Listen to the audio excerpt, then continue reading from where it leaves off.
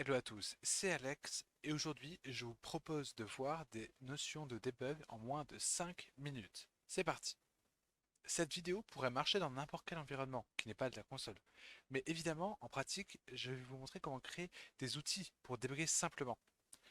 Concrètement, en plus de votre application WPF, ça vous ouvrira une console qui affichera tout ce que vous voulez.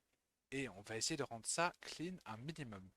Étant donné qu'on attaque du code un peu plus corsé, je vous mets en description le code ou comment y accéder. Déjà, il va falloir activer la console. Pour cela, rien de bien complexe. Clic droit sur votre projet, Properties, et dans le type de sortie, vous devez changer l'application Windows par une application console. Pour Rider, il vous faudra activer la console externe. En haut à droite de votre éditeur, cliquez sur la case avec le nom de votre projet, puis Edit Configuration. Il ne vous reste qu'à cocher la case Use External Console, et tout devrait être bon. Si vous lancez votre projet, vous pouvez observer qu'une fenêtre de votre console s'ouvre bien en plus de celle de votre application. Si vous mettez un console.writeline sur votre projet, il devrait bien s'afficher sur votre fenêtre. En haut à gauche sur Visual Studio ou en haut à droite sur Rider, vous pouvez voir la configuration de votre projet. Vous y verrez soit des bugs, soit release, tout du moins dans les projets simples. L'idée n'est pas complexe. Le mode debug est utilisé pour créer votre application et le mode release est utilisé lorsque vous souhaitez présenter une version clean. A noter que si vous mettez des ressources dans le mode debug et que vous tentez d'y accéder dans le mode release, elles seront difficiles d'accès. Il est donc important de mettre vos ressources à la racine de votre projet dans un dossier dédié.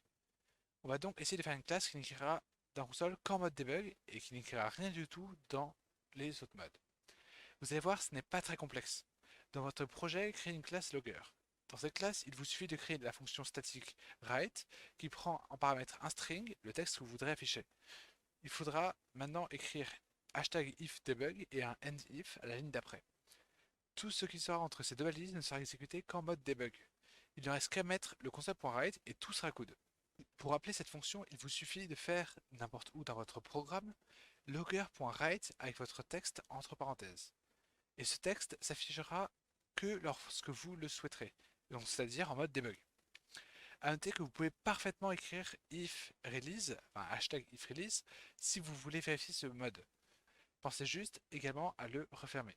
Je vous montre rapidement quelques fonctionnalités supplémentaires qui permettent notamment de donner un numéro après l'argument du texte pour donner une gravité. Cela changera un peu le texte avant et la couleur du dit texte. Bien évidemment, je vous mets tout le code en description, séparé de la version simple. Voilà, avec ça, vous devriez être en mesure de pouvoir facilement débugger votre application et donc d'avancer plus vite pour savoir si certaines choses fonctionnent ou pas. C'était Alex. Tchau tchau.